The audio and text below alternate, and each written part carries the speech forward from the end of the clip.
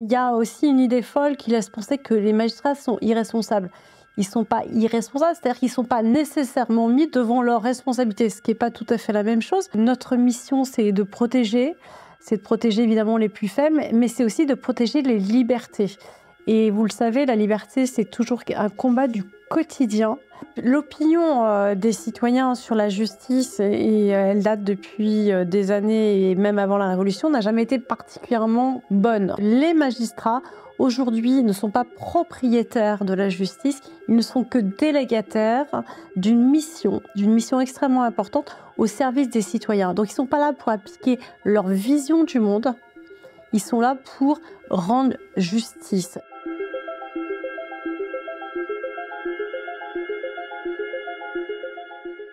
Notre système judiciaire est-il à bout de souffle? Les juges servent-ils la cause du peuple? À quel point l'Europe contraint-elle nos palais de justice? Que faire pour réenchanter la justice?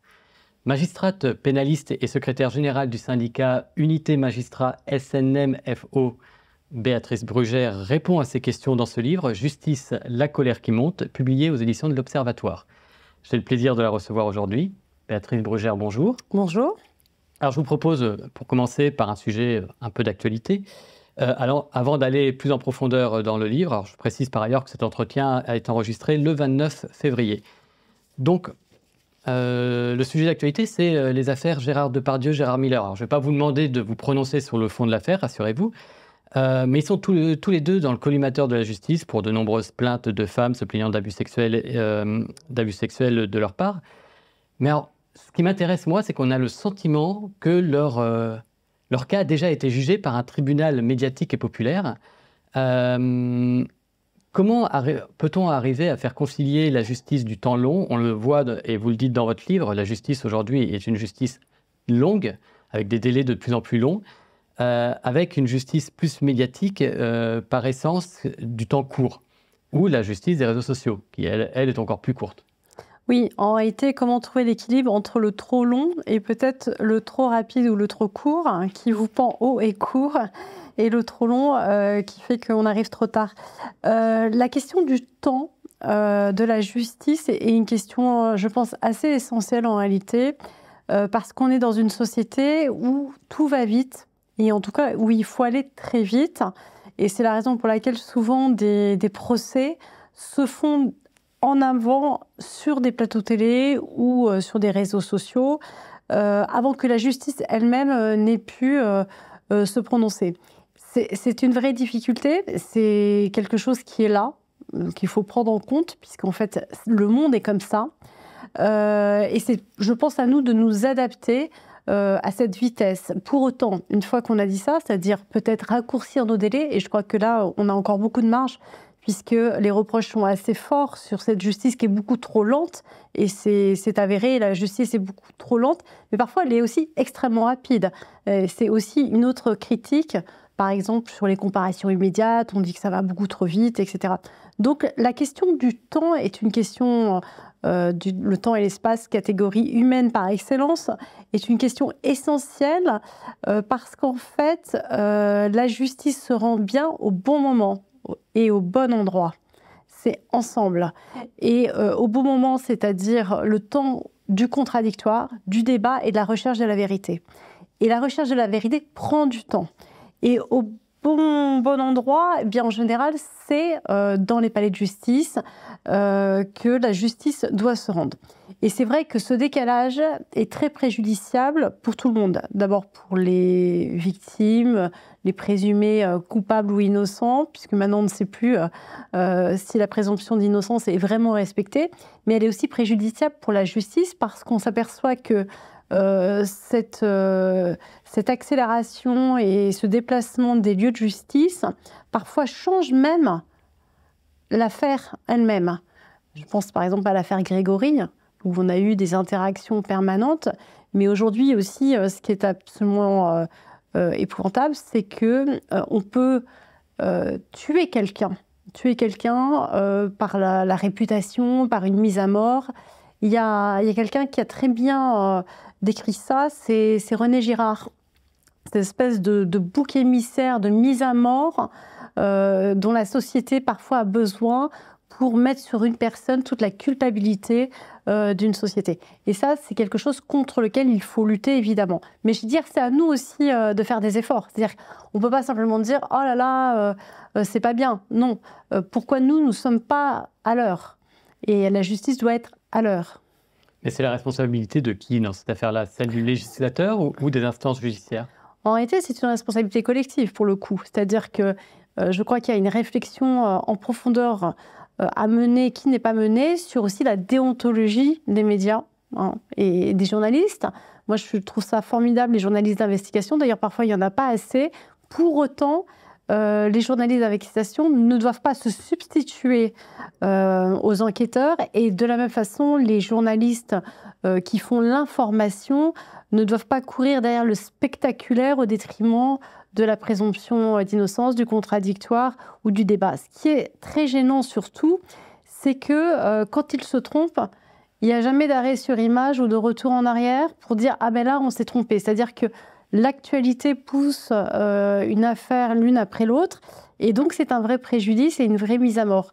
Donc c'est une responsabilité d'abord du monde de la communication des médias, avec toutes aussi les possibilités de falsification, de propagande, de manipulation. Et on n'est qu'au début de l'histoire parce qu'avec l'intelligence artificielle, on va pouvoir même fabriquer des fausses preuves, des fausses vidéos. Donc cette mise à mort, il faut y être extrêmement vigilant. C'est la faute aussi de la justice qui est très en retard, qui communique mal.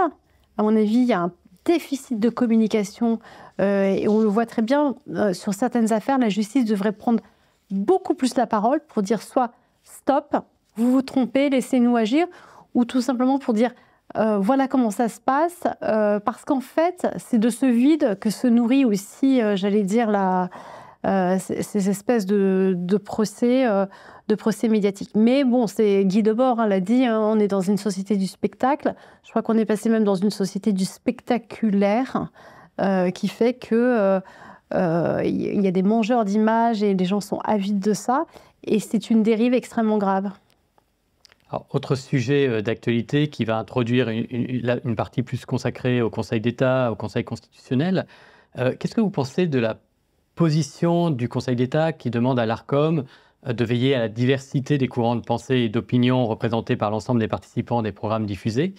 Parce qu'il y a derrière cette idée-là des conséquences du fichage, quelque part, une idée un petit peu étonnante pour une telle institution. Et c'est vrai que le citoyen peut se poser la question, est-ce que le Conseil d'État doit habiliter ce genre de pratique? Bon, moi, objectivement, ce n'est pas tellement mon rôle, ni la place pour commenter les décisions, ce genre de décisions du Conseil d'État. Ce que je peux simplement dire, c'est qu'aujourd'hui, et c'est ce que j'explique aussi, nous, les magistrats, donc ça implique aussi les magistrats du Conseil d'État, on est quand même soumis à des enjeux extrêmement importants qui sont des enjeux de neutralité, d'impartialité, de légitimité. On est aussi les gardiens des libertés publiques. Et toutes ces questions-là, elles sont extrêmement sensibles dans le débat aujourd'hui. Je pense que c'est aussi de là que l'on tire notre légitimité ou notre discrédit. Et il faut être extrêmement attentif à ça.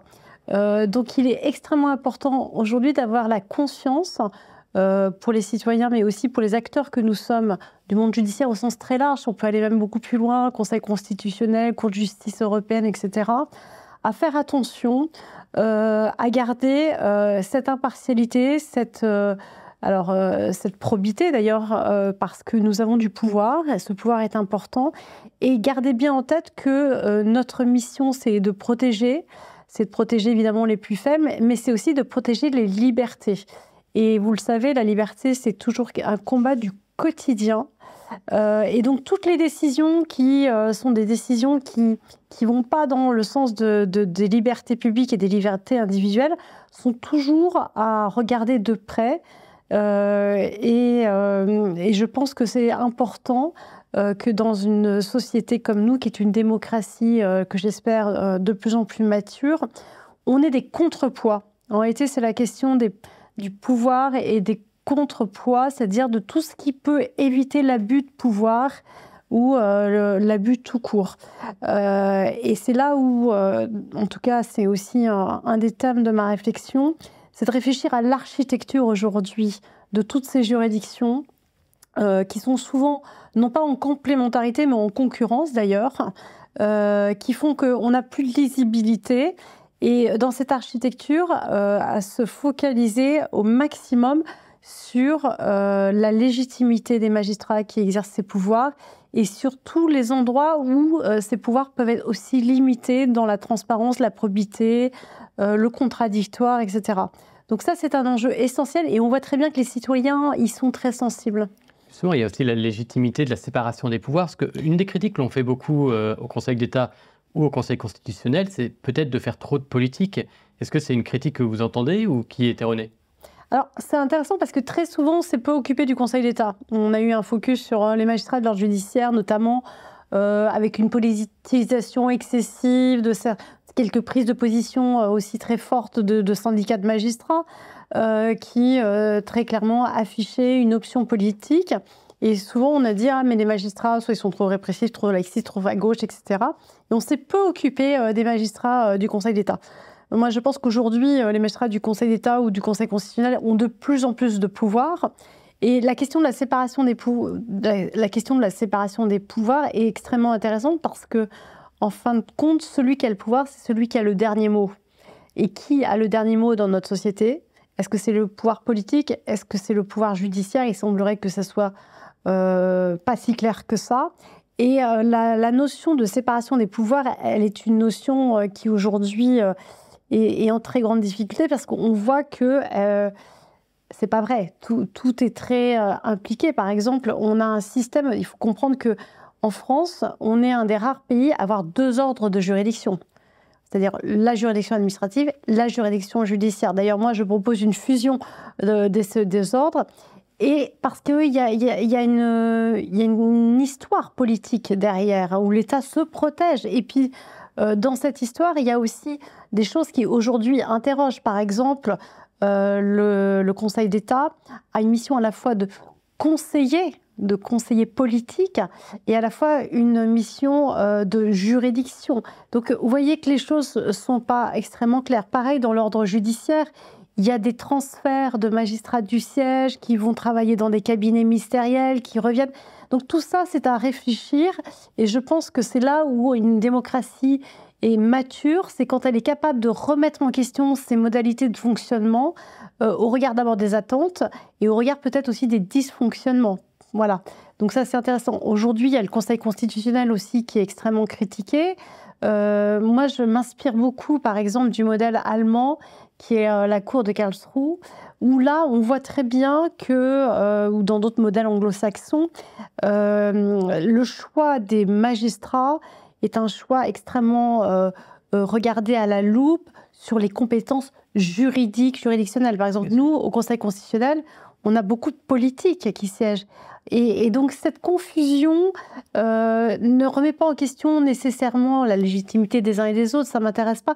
C'est plutôt sur le plan institutionnel. Est-ce qu'aujourd'hui on peut encore continuer à fonctionner comme ça? Je ne suis pas sûre, parce qu'il y a un discrédit et il y a une demande de transparence et de légitimité que je trouve tout à fait intéressante à écouter. D'où l'idée d'une refondation institutionnelle et d'une réflexion sur ce rééquilibrage des pouvoirs et sur la manière dont on nomme les magistrats. La réflexion est la même aussi sur les nominations des carrières des magistrats de l'ordre judiciaire. C'est un débat récurrent, en fait, qu'on ne tranche jamais. Le statut du parquet, voilà des réformes importantes, des réformes qui ne sont jamais faites.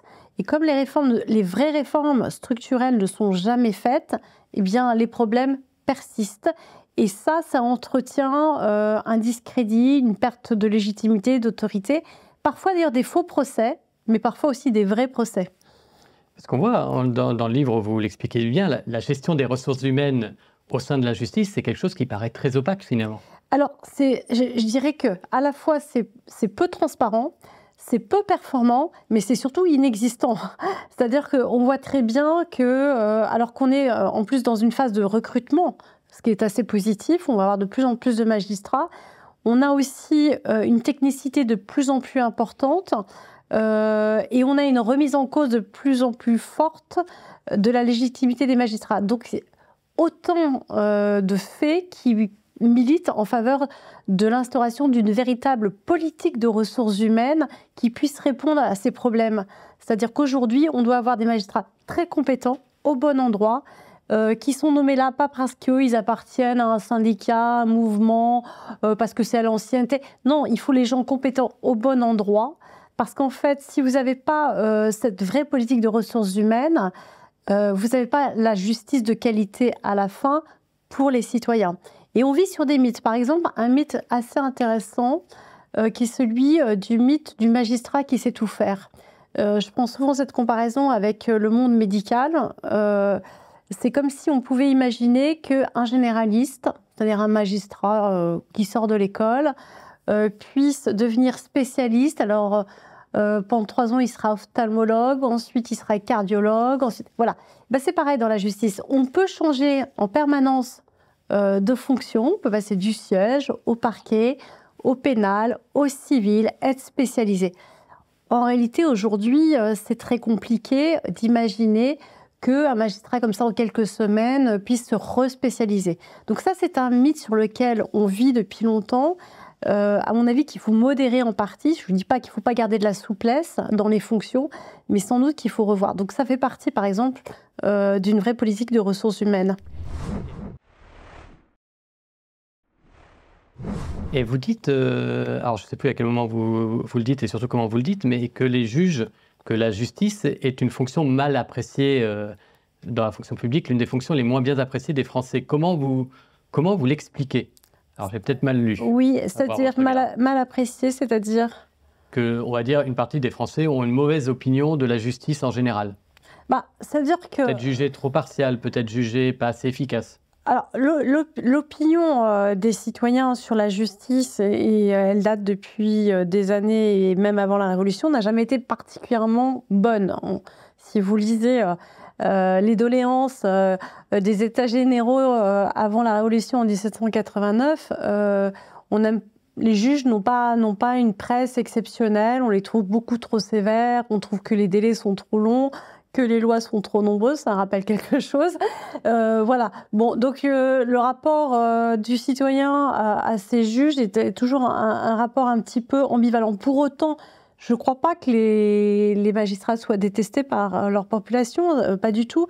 Mais quand on regarde de façon honnête les sondages, qui ne le font pas toujours, eux, par contre, on voit bien qu'il y a à la fois une demande de justice. Donc on ne peut pas dire que les citoyens se détournent de la justice, au contraire, il y a une énorme attente, mais cette attente n'est pas satisfaite. Très clairement, sur le côté de la répression, c'est un sujet, là, il y a un hiatus très important sur la réponse pénale, il y a un hiatus sur la confiance, comme vous le disiez, la légitimité, sur le soupçon parfois d'impartialité, il y a un hiatus sur les délais extrêmement importants, qui sont une vraie souffrance. Et la souffrance, c'est le pas de porte de la colère. Voilà, donc oui, il y a des critiques qui sont assez sévères. Et quand on regarde les sondages, ils sont pas très bons. Mais il y a pire que nous. Alors vous allez me dire, c'est pas un lot de consolation, mais c'est pas mieux pour les journalistes et encore moins pour les hommes politiques. Donc en fait, c'est une crise de confiance un peu généralisée sur les institutions et sur ceux qui ont du pouvoir, si on regarde un peu tout le spectre de la défiance. Est-ce qu'il faut qu'il y ait quelqu'un qui, entre guillemets, pardonnez-moi, avec tous les guillemets de la terre, juge les juges? Parce que vous... Oui, mais alors, juger les juges, qui jugera les juges, c'est une question qui revient dans le débat. La question, en fait, elle doit être posée sur la responsabilité. Le vrai sujet, c'est la responsabilité. C'est-à-dire que quand vous avez du pouvoir, vous êtes responsable. Et plus vous avez du pouvoir, plus vous êtes responsable. Aujourd'hui, il y a un problème sur la responsabilité politique, on le sait. D'ailleurs, souvent, on vient chercher le juge pour faire tomber un politique, parce que justement, cette responsabilité politique ne s'exerce pas comme elle pourrait peut-être s'exercer, ou elle s'exerce dans des laps de temps tellement longs entre les élections qu'on s'impatiente, mais les magistrats aussi sont responsables. Il y a aussi une idée folle qui laisse penser que les magistrats sont irresponsables. Ils ne sont pas irresponsables, c'est-à-dire qu'ils ne sont pas nécessairement mis devant leurs responsabilités, ce qui n'est pas tout à fait la même chose, puisque les textes existent. Nous sommes responsables sur le plan civil, sur le plan pénal et sur le plan disciplinaire.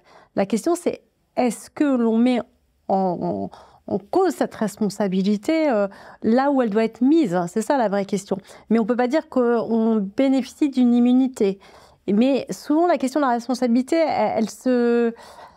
elle est trouble. Pourquoi? Parce que ce que l'on critique souvent, c'est la décision elle-même, c'est-à-dire le fond de la décision. Nous disons, mais cette décision n'est pas une bonne décision. Or, dans notre système, on a un système d'appel qui est assez intéressant, etc. Et on dit, si vous n'êtes pas content, vous faites appel. Donc ça, c'est le mécanisme classique. Mais ça ne suffit plus. On voit bien que quand il y a des décisions qui semblent scandaleuses à l'opinion publique, on dit, mais non, mais on veut que ce magistrat rende compte de cette décision. On n'a pas le temps d'attendre un appel et en tout cas, ce n'est pas normal.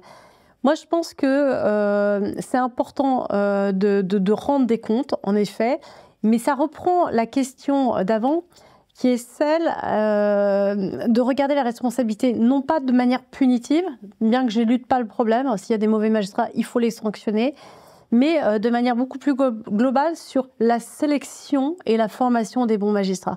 C'est-à-dire qu'aujourd'hui, il faut vraiment que les magistrats soient sélectionnés et formés dans cet esprit d'une grande responsabilité, d'une grande éthique, d'une grande probité, d'une grande compétence. Donc on est plus, vous voyez, sur l'autre partie qui est celle de la RH, qui est celle de prévenir justement. Et puis après, quand il y a en effet des mauvaises décisions, il faut aussi le ramener à autre chose. À quoi? D'abord, il faut bien voir que les magistrats appliquent les lois. C'est-à-dire que souvent on dit « Ah, mais c'est une mauvaise décision », mais on oublie souvent que derrière, la décision, sauf si elle est illégale, mais ça c'est encore un autre sujet, elle est possible. Elle est possible dans un cadre législatif qui nous est donné. Les critiques les plus fortes souvent sont sur le pénal et l'exécution des peines. Mais tout le système de l'exécution des peines est voté par le Parlement. C'est les lois qui nous disent de faire souvent ce que l'on fait ou qui nous le permettent. Et derrière, il y a aussi encore un autre niveau qui est celui de la politique pénale. On a un ministre qui impulse aussi une direction, en tout cas qui devrait le faire. Donc après, au-dessus, on a un pouvoir politique aussi qui donne un cap, qui donne une vision. Donc voilà, le juge, il n'est pas tout seul totalement dans son coin. Et d'ailleurs, il n'est tellement pas tout seul que si on décortique une décision de justice, souvent il y a une dizaine de personnes qui sont intervenues sur une seule décision. Si vous allez du début de l'enquête jusqu'à la Cour de cassation, on peut mettre à une quinzaine de personnes. Donc la question de la responsabilité, elle est souvent posée sur le dernier qui agit. En réalité, elle devrait être posée sur toute la chaîne. Donc en fait, c'est une vision globale de ce que l'on produit. Et là, on passe sur un deuxième niveau d'explication qui est celui des valeurs que la justice protège. C'est-à-dire que moi, je pense, et c'est ce que j'explique aussi en partie dans mon livre, c'est qu'aujourd'hui, on est sur une crise des valeurs. C'est-à-dire qu'aujourd'hui, il y a un brouillard sur la crise des valeurs et il y a des injonctions contradictoires et il y a des incohérences.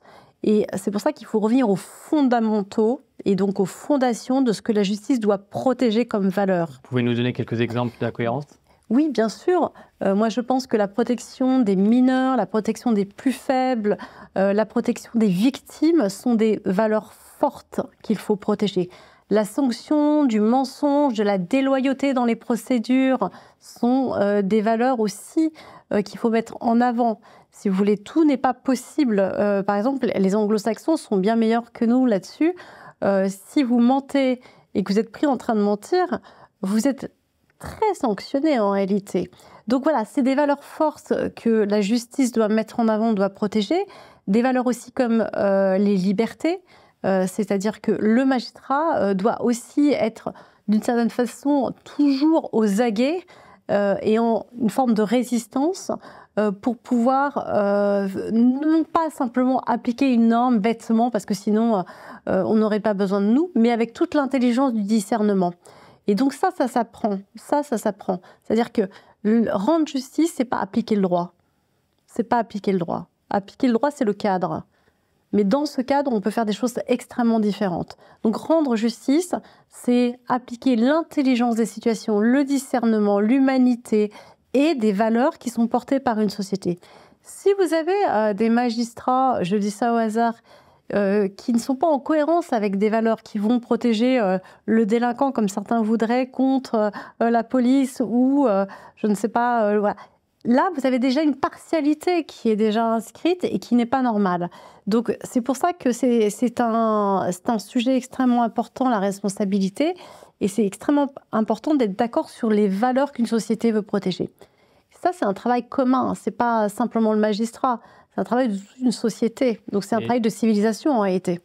Ce que je peux vous répondre, rétorquer, c'est on a tous en tête le fameux mur d'écho du syndicat de la magistrature.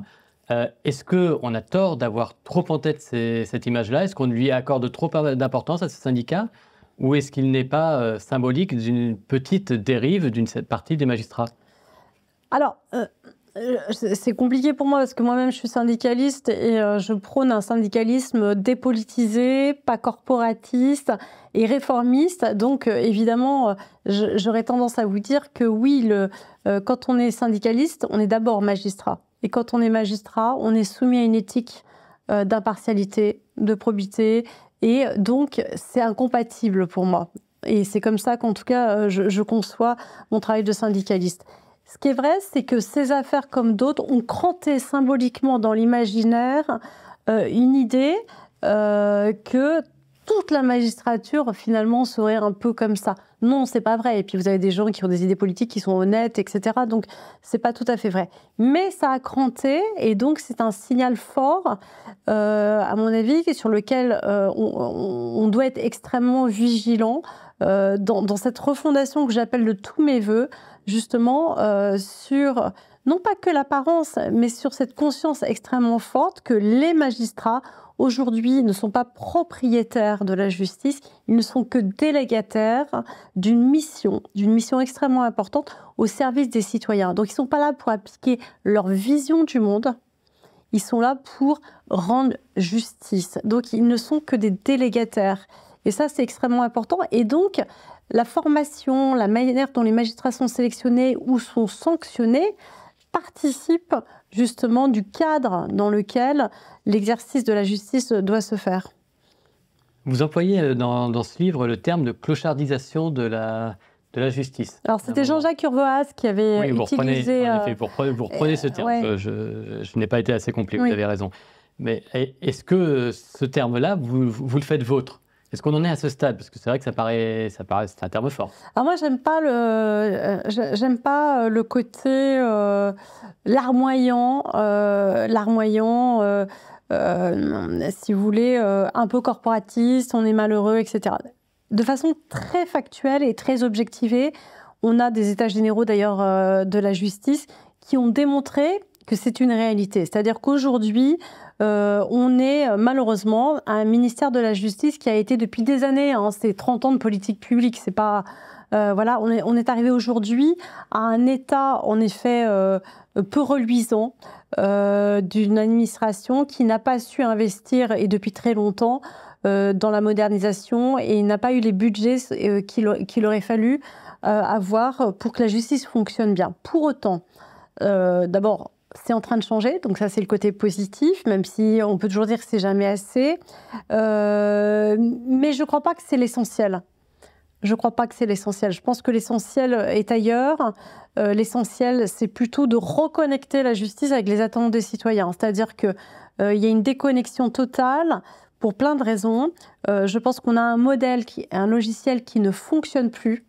Et ça, ce n'est pas une question d'argent, c'est une question quasi intellectuelle, quasi, j'allais dire, culturelle, quasi gestionnaire. On a un système qui, d'ailleurs, même si on mettait beaucoup d'argent, est obsolète. Donc il faut changer nos modes d'organisation. On ne peut pas avoir une justice qui passe son temps à faire et à défaire et à refaire. Si vous voulez, il y a quand même une vision de l'action de rendre justice qui aujourd'hui ressemble parfois à une vision techno-bureaucratique de process à l'infini qui font que d'ailleurs ça dure très très longtemps. Qui passe son temps à faire, à défaire, à refaire. Voilà. Pour ça, c'est un vrai sujet et c'est ce que certains traduisent plus rapidement sur la complexité de la procédure pénale, la complexité des process, etc. C'est une réalité. C'est une réalité. Donc là, c'est une question d'organisation et de logiciel. Et puis après, il y a aussi, par rapport au budget, la manière dont on positionne la justice. À quoi sert la justice? Est-ce que la justice va être la voiture balai de l'effondrement d'autres pans, si vous voulez, que ce soit l'éducation, la culture, le social, etc. Là, il n'y aura jamais assez d'argent. Parce que, en fait, est-ce que c'est son rôle? À quoi sert un juge est une vraie question. Quel est le périmètre d'action d'un juge? Donc, selon la vision que vous avez de l'activité, des modes d'organisation, les budgets ne seront pas les mêmes. Donc, c'est avant de parler d'argent qui est nécessaire et de budget, est-ce qu'on a une administration qui est compétente, qui est performante, qui est innovante, qui a une RH, de ressources humaines qui fonctionne, qui sait où elle va, qui poursuit correctement, qui sanctionne efficacement, qui juge rapidement. Voilà, c'est ça ces vraies questions, si vous voulez. Et tant que vous n'avez pas changé toutes ces modalités, ou en tout cas que vous n'avez pas refondé toutes ces modalités, à la rigueur, vous pouvez rajouter de l'argent, ça sera marginal. Ça sera marginal.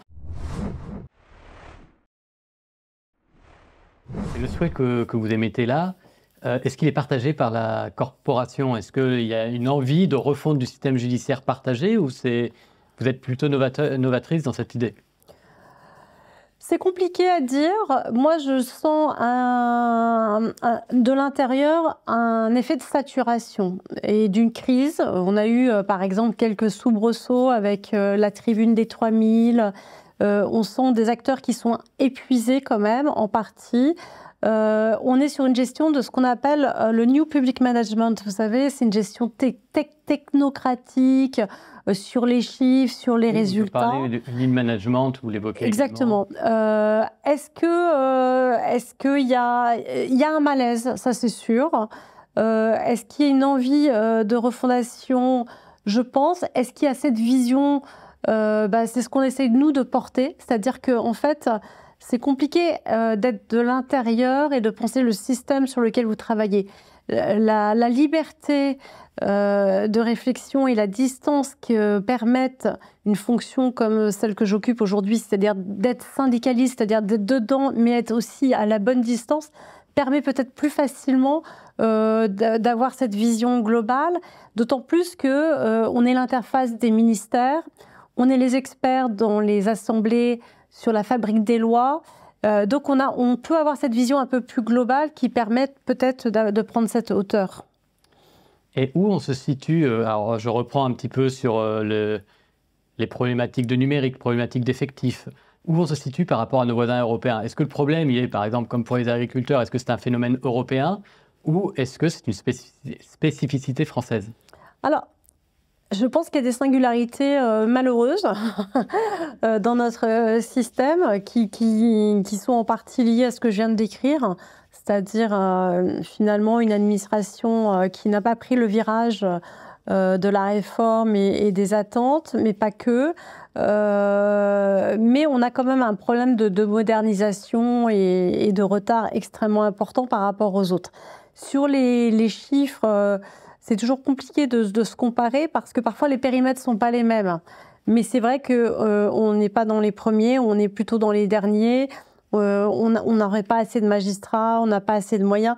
Donc ça, c'est acté et c'est ce que j'explique en disant une forme de maltraitance budgétaire de long terme qui aujourd'hui aussi on paye l'addition de tout ça. Mais c'est pas que ça, c'est-à-dire que je pense que s'il y a des choix politiques, il y a plusieurs façons de rendre justice. Il y a plusieurs façons de rendre justice. Par contre, sur le plan européen, c'est vrai qu'on est tous corsetés quand même dans une jurisprudence qui est celle des cours européennes, qui fait qu'on est à peu près tous au même niveau.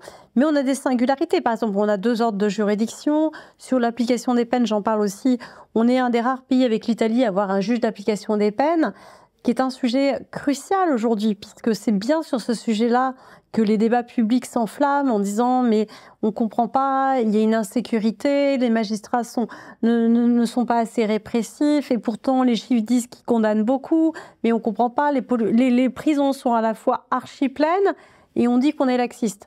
Donc on ne comprend pas très bien, il n'y a pas de lisibilité. En réalité, ce qu'on s'aperçoit si on devait faire du comparatif, c'est que nous, on fait un espèce de 3e tour avec le juge d'application des peines. On rejuge, on redéfait, on recommence. Donc c'est ce que j'appelle la bureaucratisation des process. Mais c'est aussi de l'idéologie derrière, c'est-à-dire on n'arrive pas à punir, on ne sait plus punir. On a perdu le sens de la punition. Beccaria était formidable, lui, au XVIIIe siècle, il dit une punition, c'est proportionnel, c'est certain, c'est rapide. La certitude de la rapidité, de la proportionnalité et de l'humanité, tout était dit. Nous, on s'est perdu dans des process où on refait, on défait, on n'exécute pas. Le problème de l'exécution des peines est un problème majeur. Et je disais donc, avec les Italiens, on est les seuls à avoir un juge d'application des peines. D'autres pays fonctionnent bien autrement. Il y a pas ces allers-retours, etc. Ça, c'est du temps, c'est de l'énergie, c'est parfois de l'inefficacité. D'autant plus qu'on est un des pays qui fait le plus de probation, c'est-à-dire de peines alternatives à l'incarcération. Sauf que nos probations, elle n'est pas performante non plus. C'est-à-dire que c'est même pas la question de se dire est-ce qu'il faut mettre tout le monde en prison? Bien sûr que non, il ne faut pas mettre tout le monde en prison. Mais ceux qui sont condamnés et qui n'y vont pas scandalisent. Et ceux qui n'y sont pas et qui ne sont pas condamnés, c'est quoi le contenu de la sanction? Et là, on a une vraie difficulté. Et puis surtout, le 3e point, et c'est ça qui est le plus important, c'est que si on se compare par rapport au niveau européen, on est en sous-équipement carcéral. Et comme on est en sous-équipement carcéral, on fait de la régulation, c'est-à-dire qu'on fait tout pour éviter que les condamnés aillent en prison. Une fois qu'ils y sont, souvent c'est changé, et surtout on fait tout pour qu'ils ressortent le plus vite possible. Et en fait, ce qu'on peut voir aujourd'hui, c'est que c'est un échec. C'est un échec parce qu'on incarcère trop tard, souvent du coup trop longuement, on ne prévient pas assez la récidive, les citoyens n'y comprennent rien et trouvent qu'on n'est pas répressif alors qu'on condamne quand même pas mal, mais en fait le système ne fonctionne plus parce qu'il est incohérent. Moi je donne l'exemple, par exemple des ultra courtes peines qui sont utilisées dans les pays anglo-saxons, c'est un logiciel totalement inversé, c'est-à-dire que on condamne très vite et très peu. Et donc, ça a des effets préventifs. La sanction tombe rapidement, elle ne désocialise pas. Voilà. Donc, ce sont des choix politiques, ça. Et on voit bien qu'il y a des singularités au niveau européen. Et puis, attention, tous les pays ne sont pas comparables. On a aujourd'hui en France quand même une criminalité extrêmement importante, une violence qui monte très forte, avec des taux d'homicidité qui explose. Le fameux sentiment d'insécurité. C'est une réalité. C'est une réalité. C'est pas un sentiment, c'est une réalité. On a aussi une criminalité exportée extrêmement importante d'autres pays, que ce soit la criminalité organisée ou même de la criminalité du quotidien, etc., etc.